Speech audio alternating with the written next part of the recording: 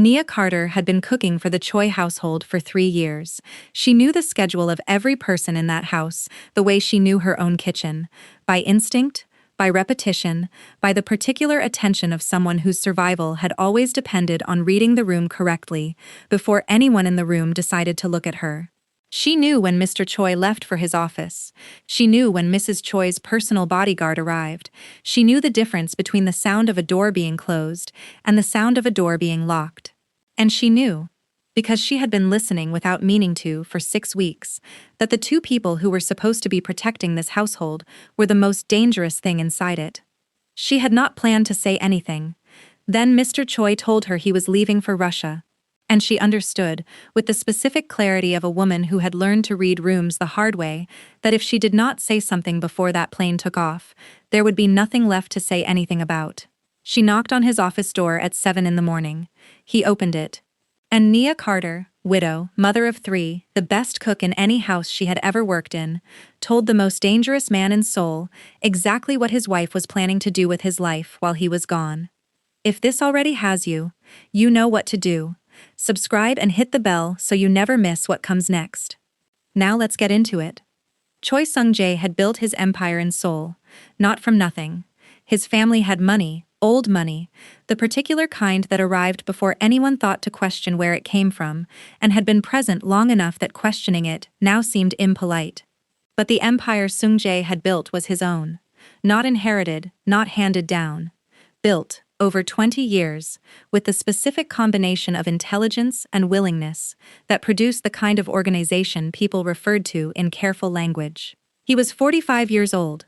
He had been married for 8 years to a woman named Park Soo-yeon, who was 38 and beautiful, and had come from a family whose money was newer than his, and whose ambitions were larger.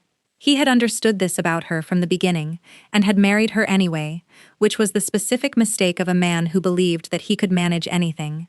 He was also, beneath the specific quality of authority that organized a room without trying, a man who ate dinner alone on most evenings in a house full of staff and said nothing about it, who came home later and later as the years of the marriage accumulated, who had begun, in the last year, to find reasons to be elsewhere rather than in the particular atmosphere of a household that had stopped feeling like somewhere he wanted to be.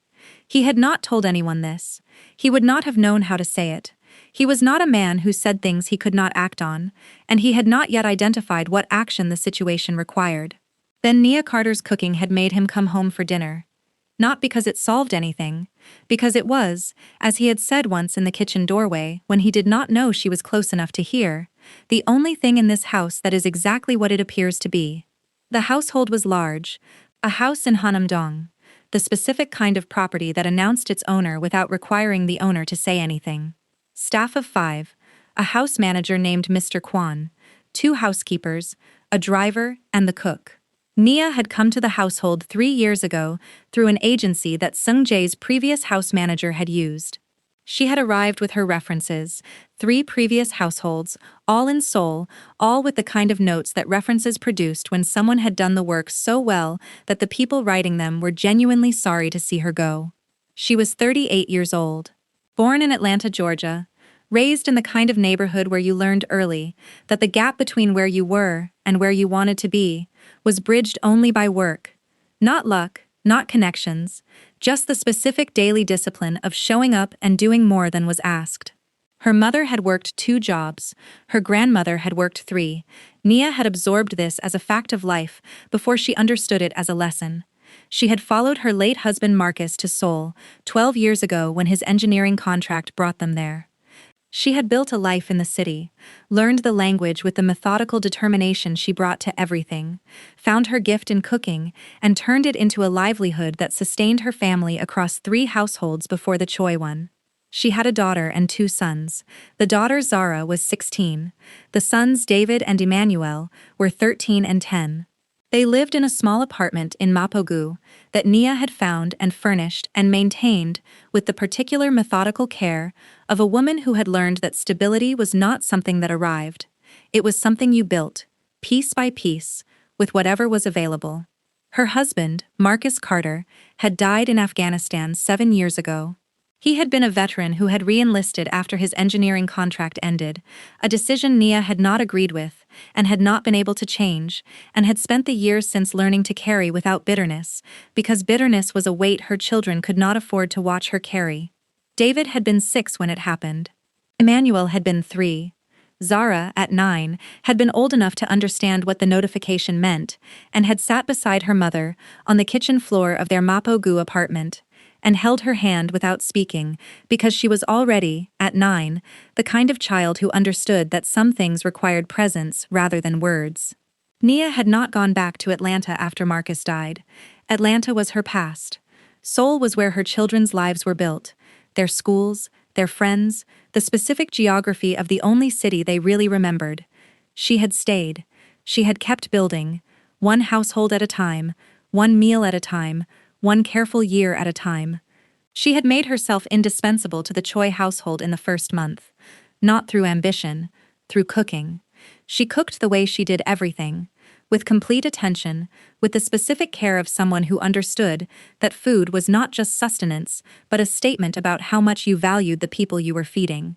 It was the one place in her life where the full weight of everything she carried, the grief, the discipline, the particular exhaustion of building a life on foreign ground, was converted into something that nourished, rather than depleted. She cooked, and the cooking gave back what the rest of the day took.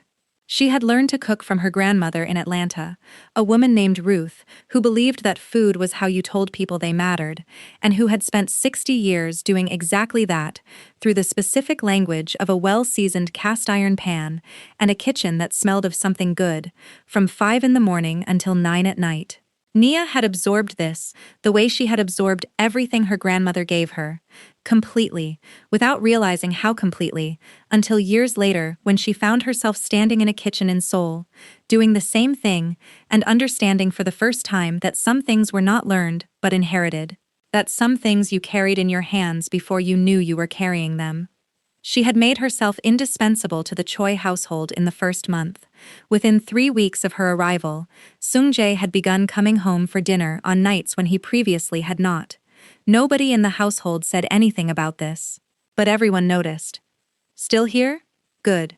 Because what Nia notices next is the thing nobody else in that house is paying attention to. Subscribe and hit the bell. Let's keep going. She had not been looking for it. This was important to her. The fact that she had not been looking. She was a cook. She cooked.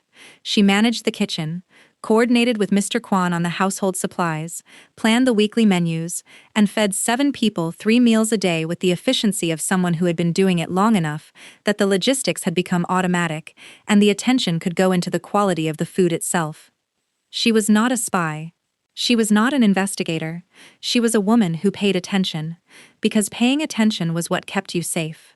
She had learned this in Atlanta, where reading a room correctly before you entered it was a skill you developed young or you didn't. She had refined it in Seoul, where she was an outsider, in ways that required constant calibration. She had mastered it in a decade of domestic work, where you saw everything and were supposed to have seen nothing, and the gap between those two things was the specific territory you learned to navigate with precision.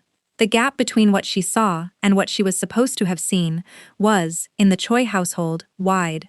And it had been getting wider for 6 weeks. Park Soo-yeon had never been warm to her. Not cold either, precisely indifferent, in the way of someone who treated domestic staff as infrastructure rather than people. Nia had worked for indifferent employers before. She did not require warmth.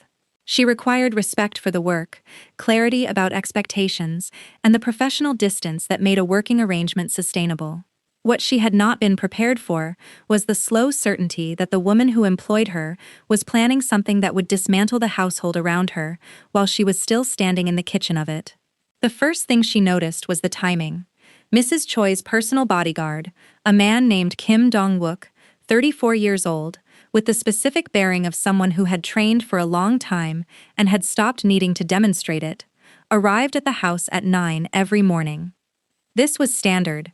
A bodyguard arrived with or before the person they were guarding. Mrs. Choi did not leave the house before 10 on most days. The hour between 9 and 10 was when the household was at its quietest. Sung-jae had left, The housekeepers were on the upper floors. Mr. Kwan was at his desk in the side office, managing the day's schedule. Nia was in the kitchen. But the kitchen corridor had a window that looked onto the garden, and the garden was visible from the sitting room that Mrs. Choi used in the mornings. She had not been watching the sitting room, but she had noticed, 6 weeks ago, that the sitting room door was always closed between 9 and 10, and that the sound of voices from it had a different quality from the voices that came from it when Mrs. Choi was conducting ordinary business. She had noted it once and filed it. She had noted it a second time, and the file had grown heavier. By the third week, she had stopped filing and started watching, not actively, not obviously, but with the specific peripheral awareness of someone who had enough information to know that more information was going to arrive whether she sought it or not. The second thing she noticed was the phone. Mrs. Choi had 3 phones. A personal phone, a household coordination phone, and a third phone that Nia had seen only twice. Both times in the kitchen, once when Mrs. Choi had come to discuss the menu for a dinner party and had set it on the counter and then picked it up quickly, the specific reflex of someone who had placed something down by accident and needed to correct it before it was seen. The third thing she noticed was the property documents. She had not been meant to see them. They had been on the dining room table on a Tuesday afternoon when she came in to set for dinner. A stack of documents, the top one showing a property transfer form, the name on the transfer line, not Mr. Choi's. She had glanced at it for 2 seconds. She had set the table. She had gone back to the kitchen. She sat with what she had seen for 2 weeks. She turned it over the way she turned difficult things over. Methodically, without rushing the conclusion, holding each piece until she had enough pieces to understand what they made together. What they made together was not complicated. Mrs. Choi and Kim Dong-wook were not in a professional relationship. They were in the other kind. And the other kind, in this household, with those property transfer documents on that table, meant someone was planning to leave. And they were not planning to leave empty-handed. Sung-jae told the household about the Russia trip on a Monday morning. Nia listened. She asked the relevant questions about the meal schedule. She nodded at the appropriate moments. Inside, the pieces were clicking into place with the particular cold clarity of a woman who had been trained, by the specific school of difficult experience, to understand that windows of opportunity did not announce themselves. They simply opened, and the people who recognized them were the ones who had been paying enough attention to know what they were looking at. 2 weeks away, a house in Hanam-dong left with staff, and a wife and a bodyguard who were not what they appeared to be. Properties whose transfer documents were already prepared, a third phone that existed specifically to communicate things that could not be communicated through any channel connected to this household. She thought about the property transfer form, about the third phone, about the hour between 9 and 10 every morning when the sitting room door was closed. She thought about all the things that were currently held in place by Sung-jae's presence, and what would happen to them the moment his presence was removed for 2 weeks. She thought about Sung-jae coming home for dinner on nights he previously hadn't. About the way he ate, with the specific appreciation of someone who had been eating food prepared without care for a long time and had forgotten what the other kind tasted like. About the way he had said once, in the kitchen doorway when he did not know she could hear him from around the corner, "The food in this house is the only thing that is exactly what it appears to be." She had not thought about that sentence for 3 years. She thought about it now, the specific weight of it, the thing it said about what else in his house was not what it appeared to be. He had known something was wrong, not the specifics, but the shape of it. She thought about Marcus, about the specific quality of a man who had believed that doing the right thing was not a calculation but a character, who had told her once, in the particular plain language he used for important things, the only thing that costs more than doing the right thing is knowing you didn't. She thought about Zara, and David, and Emmanuel, about the apartment in Mapogu, and the school fees, and the particular arithmetic of a life that required her to be employed, and trusted, and not associated with a household that had collapsed around a scandal she had known about, and said nothing. On the morning before Sung-jae's flight, Nia woke at 5:30, made her children's breakfast, sent them to school, took the bus to Hanam-dong, arrived at the house at 7, and knocked on Choi Sung-jae's office door. He opened it in his work clothes, already dressed, already in the specific focused quality of a man whose mind was on the trip before the trip had started. He looked at her, not the way he looked at household staff, the other way, the particular direct attention she had noticed, in 3 years, that he reserved for people whose presence he had decided was worth his full engagement. "Ms. Nia," he said. "Mr. Choi," she said. "I need to tell you something. I am sorry to come to you this way. I have thought about it for 2 weeks and I cannot leave without saying it." He looked at her for a moment. Then he stepped back from the door. "Come in," he said. She came in. She told him everything. The timing, the phone, the property transfer form. The 6 weeks of the sitting room door closed between 9 and 10. All of it laid out with the specific precision of someone who understood that what she was saying could not be taken back and needed to be said completely and in the right order. He listened without interrupting. When she finished, the office was very quiet. "How long have you known?" he said. 6 weeks since I began to understand it," she said. 2 weeks since I was certain." "Why did you wait 2 weeks?" "Because I needed to be certain," she said. "Before I said something like this, I needed to be sure I was not wrong." He was quiet for a long moment. "Thank you," he said. "I will understand," she said carefully, "if this changes my position in the household."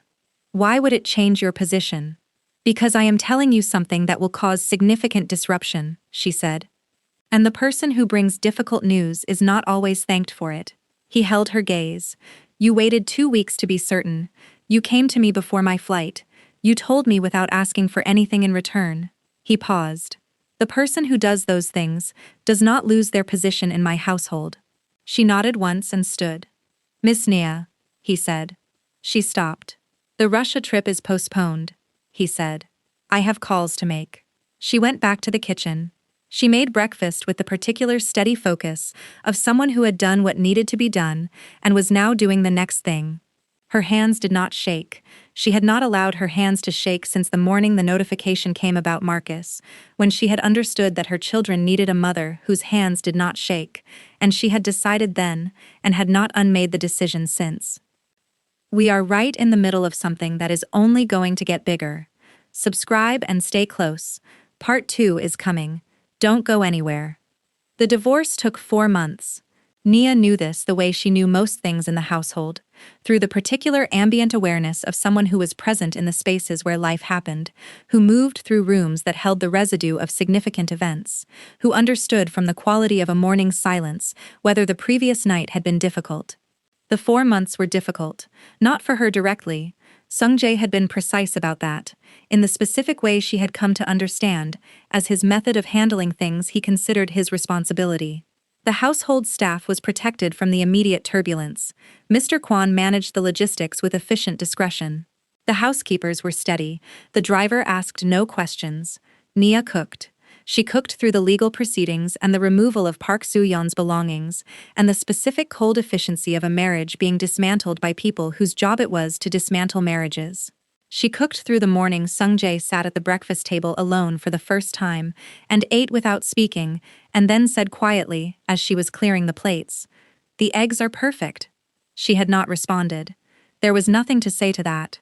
She had simply taken the plates and gone back to the kitchen and understood, from those 3 words, that he was telling her something that was not about eggs.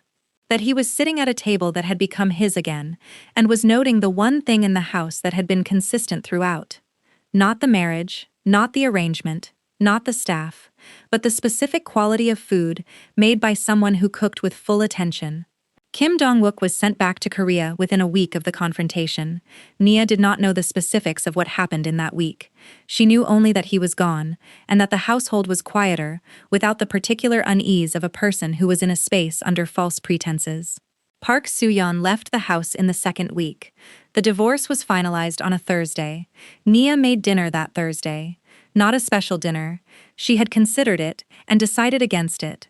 A special dinner would have made the occasion into something it did not need to be made into.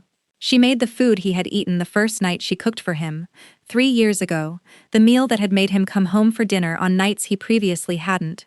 Not as a statement, as a continuity. He ate in silence.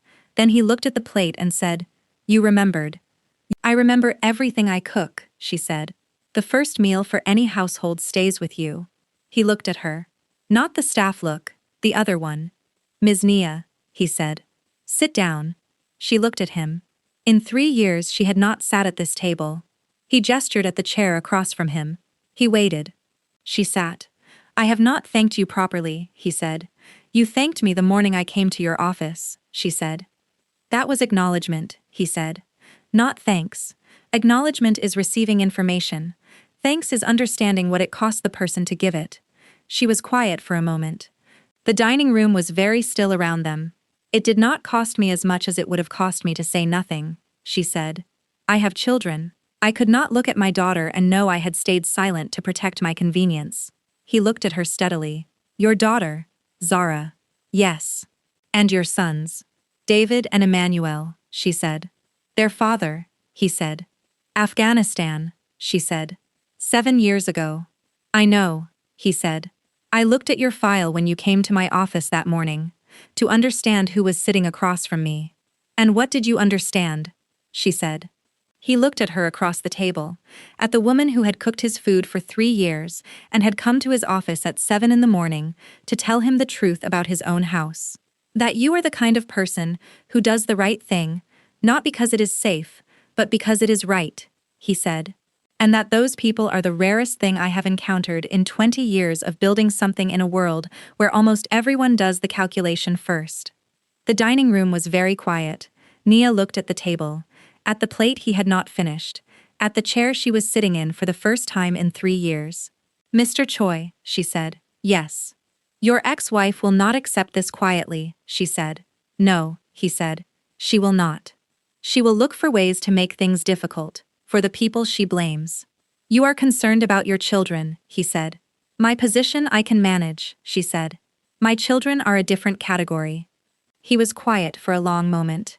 Nothing that happens with Soo-yeon will reach your children, he said. I will make sure of that.